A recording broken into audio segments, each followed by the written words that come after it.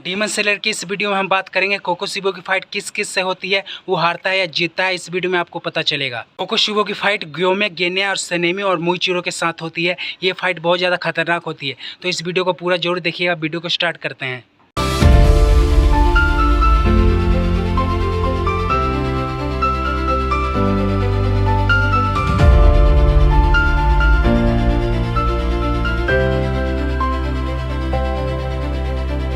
ग्योमे और मुइचिरो infinity castle के अंदर भाग रहे होते हैं। अचानक से इन्फिनिटी कैसल बदलता है और मुइचिरो कहीं और जाके गिरता है। अब मुइचिरो और ग्योमे दोनों अलग अलग हो चुके हैं और अचानक से मुइचिरो के पास कोकोशिबो आ जाता है। कोकोशिबो को अपने सामने देखकर मुइचिरो बहुत ज्यादा घबरा जाता है। फिर मुइचिरो बोलता है ये डीमन तो अपर मून 1 है और ये दूसरे डीमन से बिल्कुल अलग है। कोकोशिबो के पास तलवार देखकर मुइचिरो फिर से बोलता है इसके पास एक तलवार है, शायद डीमन बनने से पहले ये एक डीमन स्लेयर होगा। इसका मतलब ये है कि ये ब्रीदिंग टेक्निक भी यूज कर सकता है। मुइचिरो बहुत ज्यादा घबराया हुआ था, वो किसी न किसी तरीके से खुद को शांत करता है। फिर मुइचिरो बोलता है मेरी जिंदगी में मेरे साथ ऐसा कभी नहीं हुआ। फिर कोकोशिबो ये पूछता है तुम्हारा नाम क्या है? फिर ये बोलता है मेरा नाम है मुइचिरो तोकितो। फिर कोकोशिबो ट्रांसपेरेंट वर्ल्ड का इस्तेमाल करता है ये पता लगाने के लिए आखिर मुइचिरो तोकितो है कौन। फिर कोकोशिबो को ये पता लगता है कि मुइचिरो उसका ही डिसेंडेंट है। फिर कोकोशिबो को ये भी पता लगता है कि उसका सरनेम सुगीकुनी वो भी लुप्त हो चुका है। आखिरकार बहुत साल बीत चुके हैं, ये सब तो होना ही था। फिर मुइचिरो कोकोशिबो से ये पूछता है ये सुगीकुनी कौन है? फिर कोकोशिबो बोलता है जब मैं इंसान था तो मेरा नाम मितिकासु सुगीकुनी था। फिर कोकोशिबो मुइचिरो को ये बोलता है कि तुम भी सुगीकुनी फैमिली के एक मेंबर हो, मेरा मतलब ये है कि तुम मेरे डिसेंडेंट हो। फिर मुइचिरो को इन सब बातों पर विश्वास नहीं हो रहा था कि कोकोशिबो जो बोल रहा है वो सब सच है। फिर अचानक से मुइचिरो कोकोशिबो के ऊपर अटैक कर देता है और यूज करता है मिस्ट ब्रीदिंग का सेकंड फॉर्म लेयर्ड मिस्ट, और इस अटैक से कोकोशिबो बहुत ही आसानी से बच जाता है। फिर बोलता है काफी अच्छी टेक्निक है, इतनी खराब भी नहीं है। फिर से मुइचिरो कोकोशिबो के ऊपर एक और अटैक करता है mist breathing fifth form sea of cloud mist. इस अटैक को भी कोकोशिबो बहुत आसानी से डॉज कर देता है। अब कोकोशिबो मुइचिरो की तारीफ करते हुए ये बोलता है तुम इस साल 14 साल के हो जाओगे और तुम्हारी उम्र के हिसाब से तुम्हारी ब्रीदिंग टेक्निक बहुत ज्यादा अच्छी है। जैसा मैंने तुम्हें अपने डिसेंडेंट के रूप में समझा था तुम बिल्कुल वैसे ही हो। भले ही मेरा नाम मिट गया हो लेकिन तुम्हारे अंदर मेरी कोशिकाएं अभी भी बढ़ रही हैं। फिर मुइचिरो बोलता है तुम मजाक कर रहे हो क्या? बहुत साल बीत चुके हैं, मेरे शरीर में एक बूंद भी खून तुम्हारा नहीं है। अब देखने को मिलता है कि मुइचिरो के गालों पे उसका डीमन स्लेयर मार्क आ चुका है। फिर से मुइचिरो कोकोशिबो के ऊपर अटैक कर देता है और यूज करता है मिस्ट ब्रीदिंग 7th फॉर्म। कोकोशिबो इस अटैक से भी आसानी से बच जाता है। फिर बोलता है मैंने मिस्ट ब्रीदिंग को इतने अच्छे तरीके से यूज करते हुए आज तक किसी को नहीं देखा, ये बहुत ही ज्यादा इम्प्रेसिव है। अब मुझे भी अपनी तलवार को बाहर निकाल लेना चाहिए। अब कोकोशिबो एक अटैक करता है मुइचिरो के ऊपर, यूज करता है moon breathing first form dark evening shrine, और एक ही अटैक में मुइचिरो का हाथ काट देता है। फिर मुइचिरो थोड़ा पीछे हटता है और बोलता है क्या ये मून ब्रीदिंग यूज करता है डीमन होने के बावजूद भी, और इसकी स्पीड बहुत ज्यादा तेज है। मुइचिरो का एक हाथ कटने के बावजूद भी वो कोकोशिबो के ऊपर अटैक करता है। फिर कोकोशिबो बोलता है तुम्हारा एक हाथ कटने के बावजूद भी तुम मेरे ऊपर अटैक कर रहे हो, ये बहुत बड़ी बात है। कोकोशिबो मुइचिरो को पकड़ के अचानक एक पिलर के ऊपर टांग देता है और उसी की तलवार उसके छाती में घुसेड़ देता है। फिर कोकोशिबो मुइचिरो को बोलता है अगर तुम चाहो तो तुम डीमन बन सकते हो और डीमन बनने के बाद तुम अपने कटे हुए हाथ को दोबारा रीजनरेट कर सकते हो और इसमें डरने की कोई बात नहीं है। फिर मुइचिरो के हाथ से जो खून बह रहा होता है कोकोशिबो उसे रोकता है। फिर अचानक से वहाँ पे गेन्या आ जाता है। फिर गेन्या अपने बंदूक से टारगेट सेट करता है कोकोशिबो के ऊपर और गोली चला देता है। फिर अचानक से गेन्या के पीछे कोकोशिबो आ जाता है। फिर कोकोशिबो अपनी तलवार से गेन्या का एक हाथ काट देता है। फिर गेन्या अपने दूसरे हाथ में तलवार पकड़ के कोकोशिबो के ऊपर अटैक करने वाला था, तभी कोकोशिबो उसका दूसरा हाथ भी काट देता है। फिर कोकोशिबो बोलता है अच्छा तो तुम डीमंस खाते हो। फिर कोकोशिबो गेन्या को बीच से ही काट देता है। फिर कोकोशिबो को याद आता है कि आज से 300 साल पहले एक ऐसा ही डीमन स्लेयर था जो डीमंस को खाता था, उसको मैंने 20 से काटा था तो वो तो मर गया था, लेकिन तुम अभी तक मरे नहीं, तुम शायद अलग हो। फिर कोकोशिबो बोलता है मैं तुम जैसे नकली डीमंस को ऐसे ही जिंदा नहीं छोड़ सकता। जैसे ही कोकोशिबो गेन्या के ऊपर दोबारा अटैक करने वाला होता है तभी वहाँ पे अचानक से सनेमी आ जाता है। सनेमी कोकोशिबो के ऊपर अटैक करता है और यूज करता है wind breathing 4th form rising dust storm और गेन्या को बचा लेता है। फिर सनेमी कोकोशिबो को बोलता है तुम्हारी हिम्मत कैसे हुई मेरे छोटे भाई को मारने की, मैं तुम्हें छोड़ूंगा नहीं डीमन, मैं तुम्हें मार दूंगा। फिर से सनेमी कोकोशिबो के ऊपर अटैक कर देता है और यूज करता है wind breathing first form dust will wind. फिर कोकोशिबो और सनेमी की तलवार आपस में टकरा जाती है। फिर कोकोशिबो सनेमी को बोलता है तुम्हारी तलवार कितनी घटिया है। फिर यहाँ कोकोशिबो अटैक करता है और यूज करता है moon breathing 5th form cursed vortex of the ghostly moon. इस अटैक से सनेमी दूर जाके गिरता है। अब सनेमी कोकोशिबो के ऊपर अटैक करता है और यूज करता है wind breathing 3rd form tree swaying in the mountain air. अब सनेमी बोलता है इसका अटैक कितना खतरनाक है, अगर मेरे पास पास एक्सपीरियंस नहीं होता तो मैं अभी तक इससे हार चुका होता। अब मुझे पता चला मुइचिरो इससे क्यों हार गया। ये एक डीमन है और ब्रीदिंग टेक्निक का यूज कर रहा है और इसकी स्पीड और पावर्स लाजवाब है। ये एक डीमन है और इसे मरना होगा। सनेमी फिर से एक अटैक करता है कोकोशिबो के ऊपर और यूज करता है wind breathing second form purifying wind cliffs. इस अटैक से भी कोकोशिबो बच जाता है। सनेमी फिर से अटैक करता है कोकोशिबो के ऊपर, लेकिन इस बार सनेमी 2 तलवारों से अटैक करता है। एक तलवार हाथ में होता है, एक तलवार पैर में होता है। जो दूसरा तलवार है वो गिने का तलवार है। इस अटैक से भी कोकोशिबो आराम से बच जाता है। अब कोकोशिबो सनेमी के ऊपर अटैक करता है, यूज करता है मून ब्रीदिंग सिक्स्थ फॉर्म। इस अटैक से सनेमी के शरीर के ऊपर बहुत सारे कट लग जाते हैं और उसके शरीर से खून बहने लग जाता है। आप लोग देख सकते हैं सनेमी के शरीर से किस तरह खून बह रहा है। सनेमी का पेट बुरे तरीके से कट चुका है, अगर वो हिलेगा तो उसकी सारी अंतड़ियां बाहर आ सकती हैं। आप लोगों को पता ही है जो सनेमी का ब्लड है वो मारीची ब्लड है। ये बात कोकोशिबो को पता चल जाती है। फिर वो खुद पर कंट्रोल करके रखता है। मारीची ब्लड वाला ह्यूमन 50 नॉर्मल ह्यूमन के बराबर होता है। मतलब एक मारीची ब्लड वाले ह्यूमन को खाओ या 50 नॉर्मल ह्यूमन को खाओ बराबर है। इसलिए डीमंस मारीची ब्लड को इतने ज्यादा पसंद करते हैं। अब सनेमी अपने ब्लड को रोकता है, अपने मसल्स को फ्लेक्स करता है ताकि खून ज्यादा ना बहे और अंतड़ियां बाहर ना निकल जाए। अब सनेमी एक अटैक करता है कोकोशिबो के ऊपर और यूज करता है wind breathing sixth form black smoke storm. Sanemi के शरीर पे इतने सारे कट लगे हुए हैं फिर भी वो अटैक कर रहा है। ये सब देख के कोकोशिबो चौंक जाता है। सनेमी की हालत अब बहुत ज्यादा खराब हो चुकी है। ऐसा लगता है सनेमी अब बचने वाला नहीं है। फिर अचानक कोकोशिबो सनेमी के ऊपर अटैक कर देता है और यूज करता है moon breathing third form death moon of abandonment chain. फिर अचानक से यहाँ ग्योमे आ जाता है और सनेमी को बचा लेता है। फिर ग्योमे सनेमी को बोलता है अपने खून का गिरना बंद करो। अब कोकोशिबो ग्योमे के ऊपर ट्रांसपेरेंट वर्ल्ड का इस्तेमाल करता है। अब कोकोशिबो को ये पता चलता है कि उसने 300 सालों में ग्योमी जैसा ताकतवर इंसान कभी नहीं देखा था। ग्योमे और कोकोशिबो एक दूसरे को देखते हैं। कोकोशिबो बहुत ज्यादा सीरियस हो जाता है क्योंकि उसको पता है उसके सामने कौन खड़ा है। अब ग्योमे कोकोशिबो के ऊपर पहला अटैक करता है और कोकोशिबो इससे बहुत आसानी से बच जाता है। ग्योमे कोकोशिबो के ऊपर फिर से अटैक करता है अपनी कुल्हाड़ी से। इस अटैक से भी कोकोशिबो आसानी से बच जाता है। अब ग्योमे अपने ब्रीदिंग टेक्निक का यूज करता है stone breathing second form celestial surface smash. इस अटैक से भी कोकोशिबो बच जाता है। ग्योमे का चेन कोकोशिबो के गर्दन में फंसने वाला होता है लेकिन उससे भी वो बच जाता है। लेकिन कोकोशिबो का थोड़ा सा बाल कट के गिर जाता है। आप लोगों को मैं बता दूं जो ग्योमे का हथियार है ऐसे प्योर लोहे से बना है जो आज के टाइम पे मिलना पॉसिबल नहीं है। कोकोशिबो ये सब देख के ये बोलता है इसका चैन बहुत ज्यादा मजबूत है, मैं तोड़ नहीं पाऊंगा। फिर अब कोकोशिबो और ग्योमे एक दूसरे के ऊपर अटैक कर देते हैं। कोकोशिबो यूज करता है मून ब्रीदिंग सेकंड फॉर्म और ग्योमे यूज करता है स्टोन ब्रीदिंग फोर्थ फॉर्म। फिर कोकोशिबो की तलवार बीच में से टूट जाती है और ग्योमे के चेहरे पे भी एक बहुत बड़ा कट लग जाता है। फिर कोकोशिबो ग्योमे को बोलता है तुम्हारे सारे हमले बेकार हैं इंसान। फिर इसी समय ग्योमे अपना डीमन स्लेयर मार्क अनलॉक कर लेता है। अब हमें यहाँ दिखाई देता है मुइचिरो जो पिलर के ऊपर टंगा हुआ था, इसने अपनी छाती से तलवार निकाल लिया है। यहाँ मुइचिरो को पता है अब वो मरने वाला है, इसलिए जो अभी भी लड़ रहे हैं, जो अभी भी जिंदा हैं, उनके लिए कुछ ऐसा करना चाहता है जो उनके लिए फायदेमंद हो। यहाँ मुइचिरो गेनिया के पास जाता है। गेनिया बहुत बुरी हालत में होता है। मुइचिरो गेनिया को कोकोशिबो के बाल देता है खाने के लिए ताकि वो अपने हाथों को रीजनरेट कर सके। यहाँ कोकोशिबो ग्योमे को बोलता है मेरे अनुमान से तुम्हारी उम्र 27 साल की होगी और तुमने अपना डीमन स्लेयर मार्क अनलॉक कर लिया है। इसका मतलब तुम्हारी मौत कभी भी हो सकती है। अगर आप लोगों को नहीं पता तो मैं बता दूं, जिसके पास डीमन स्लेयर मार्क होता है वो 25 साल से ज्यादा नहीं जिंदा रहता। मतलब ग्योमे कभी भी मर सकता है। कोकोशिबो ग्योमे को बोलता है मुझे इस बात का अफसोस है कि इतना शक्तिशाली, इतना काबिल इंसान इतनी जल्दी मर जाएगा। फिर ग्योमे बोलता है जिस दिन मैंने डीमन स्लेयर कॉर्प्स को ज्वाइन किया था उसी दिन मैंने मौत को अपने गले लगा लिया था और मुझे मरने से डर नहीं लगता। और एक ऐसा भी डीमन स्लेयर था जो डीमन स्लेयर मार्क के साथ ही पैदा हुआ था और वो 25 साल से ज्यादा जिंदा रहा था। और यहाँ ग्योमे योरिची की बात कर रहा है। फिर कोकोशिबो और ग्योमे एक दूसरे के ऊपर फिर से अटैक करते हैं। हम यहाँ देखते हैं सनेमी के पेट पे जो कट लगा हुआ था सनेमी ने उसे बंद कर दिया है और यहाँ सनेमी का भी डीमन स्लेयर मार्क अनलॉक हो चुका है। फिर सनेमी कोकोशिबो के सामने से जाके अटैक करता है और पीछे से ग्योमे उसके ऊपर अटैक कर देता है, लेकिन कोकोशिबो इससे बच जाता है। अब ग्योमे और सनेमी दोनों एक साथ कोकोशिबो के ऊपर अटैक करते हैं और लड़ाई बहुत भयंकर चल रही है। और बहुत कोशिश करने के बाद सनेमी और ग्योमे दोनों मिलकर कोकोशिबो का सिर्फ किमोनो ही काट पाते हैं। यहाँ सनेमी और ग्योमे दोनों बहुत बुरे तरीके से घायल हो चुके हैं। फिर यहाँ कोकोशिबो सनेमी के ऊपर मून ब्रीदिंग का 10th फॉर्म यूज कर देता है। फिर सनेमी के शरीर से और खून बहने लग जाता है। सनेमी की हालत बिल्कुल मरने जैसी हो चुकी है। फिर यहाँ मुइचिरो आके सनेमी को बचा लेता है कोकोशिबो से। खुद मुइचिरो की हालत बहुत ज्यादा खराब है, फिर भी वो सनेमी को बचाता है। कोकोशिबो की जो तलवार टूट के गिर जाती है वो तलवार गेनिया उठा के खा जाता है। यहाँ कोकोशिबो ग्योमे के ऊपर फिर से अटैक करता है मून ब्रीदिंग 16th फॉर्म। यहाँ ग्योमे को बहुत ज्यादा चोट लग जाती है। बहुत कोशिश करने के बाद ग्योमे भी ट्रांसपेरेंट वर्ल्ड का इस्तेमाल करना सीख जाता है। फिर ग्योमे एक जोरदार अटैक करता है कोकोशिबो के ऊपर और इसके हाथ का पूरा धजिया उड़ जाता है। फिर मुइचिरो आता है और साइड से कोकोशुबो के पेट में अपनी तलवार घुसा देता है। फिर कोकोशुबो मुइचिरो का एक पैर भी काट देता है। पैर कटने के बावजूद भी मुइचिरो अपनी तलवार छोड़ता नहीं है। फिर यहाँ गेने अपने ब्लड डिमन आर्ट से कोकोशुबो के ऊपर अटैक करता है। फिर कोकोशुबो के शरीर से बहुत सारी जड़ें बाहर निकलती हैं और उसे जकड़ लेती हैं। ये सारी जड़ें जमीन से जुड़ी होती हैं, इसलिए इन जड़ों से कोकोशुबो आजाद नहीं हो पाता है। अब सनेमी और ग्योमे दोनों ही कोकोशुबो के ऊपर अटैक करते ही जा रहे थे। अचानक कोकोशुबो के शरीर से बहुत सारी ब्लेडें निकलना चालू हो जाता है। इस ब्लेड से गेनिया का शरीर बीच में से आधा कट जाता है और वो नीचे गिर जाता है। फिर भी मुइचिरो अपनी तलवार छोड़ता नहीं है, कोकोशुबो के पेट में घुसाए रखता है। सनेमी और ग्योमे कोकोशुबो के ऊपर एक पे एक अटैक करते ही जा रहे थे। फिर ग्योमे यहाँ अपने स्पाइक वाले बोल से कोकोशुबो का गर्दन तोड़ देता है। फिर यहाँ ग्योमे यूज करता है स्टोन ब्रीदिंग 5th फॉर्म और सनेमी यूज करता है विंड ब्रीदिंग 8th फॉर्म। फिर जोरदार अटैक करते हैं कोकोशुबो के ऊपर और कोकोशुबो की हालत बहुत ज्यादा खराब है। फिर यहाँ कोकोशुबो एक बहुत भयंकर राक्षस में ट्रांसफॉर्म हो जाता है। फिर सनेमी बोलता है इसने अपना सर फिर से रीजनरेट कर लिया। फिर ग्योमे बोलता है इस पे बार बार अटैक करते रहो, ये कमजोर हो गया है, इसे हम खत्म कर सकते हैं। फिर कोकोशुबो अपनी भयानक शक्ल तलवार में देखता है और वो सोचता है कि मैं ताकत की लालच में आज क्या बन चुका हूँ। मुझे तो अपने भाई योरिची के जैसा बनना था, मुझे तो एक ताकतवर समुराय बनना था, लेकिन आज मैं राक्षस बन चुका हूँ। अब कोकोशुबो को इस बात का पछतावा होने लग जाता है कि उसने जो किया गलत किया है और सनेमी और ग्योमे उसके ऊपर अटैक करते ही जा रहे थे और कोकोशुबो कुछ नहीं करता है और कोकोशुबो मारा जाता है। आप लोग देख ही सकते हैं सनेमी और ग्योमे ने कोकोशुबो के शरीर को कितने बुरे तरीके से खत्म कर दिया है। कोकोशुबो मरने से पहले कुछ बातों को याद करता है, जैसे कि किस तरह डीमन बनने के बाद वो पहली बार अपने भाई योरिची के पास जाता है और ये सोचता है मैं योरिची से ज्यादा ताकतवर हो गया हूँ। लेकिन कोकोशुबो को ये बात नहीं पता थी कि बूढ़ा होने के बावजूद भी योरिची उससे ज्यादा ताकतवर है। फिर कोकोशुबो और योरिची के बीच में एक फाइट होती है। इस फाइट में योरिची ने कोकोशुबो को एक ही बार में हरा दिया था। अपना योरिची उस टाइम बहुत ज्यादा बूढ़ा हो गया था, इसलिए कोकोशुबो के ऊपर एक अटैक करने के बाद ही योरिची मर जाता है। फिर कोकोशुबो को इस बात पे गुस्सा आता है कि योरिची के बूढ़े होने के बावजूद भी मैं उसे हरा नहीं पाया। एक बात तो माननी पड़ेगी, योरिची अपने बुढ़ापे के कारण मर गया, वरना योरिची कोकोशुबो के ऊपर दूसरा अटैक करता तो कोकोशुबो जिंदा नहीं बचता। जब कोकोशुबो इंसान था तो उसका नाम था मितिकासु सुगिकुनी। जब कोकोशुबो को ये बात पता चलती है, जिसके बाद डीमन सेलर मार्क होता है वो 25 साल से ज्यादा जिंदा नहीं रह सकता, तब वो डीमन बनने का फैसला लेता है। फिर सोचता है मैं डीमन बनने के बाद कभी मरूंगा नहीं और योरिची से ज्यादा ताकतवर भी बन जाऊंगा। लेकिन कोकोशुबो बिल्कुल गलत सोचता था, योरिची की जितना ताकतवर डीमन स्लेयर ना कभी आया है ना कभी होगा।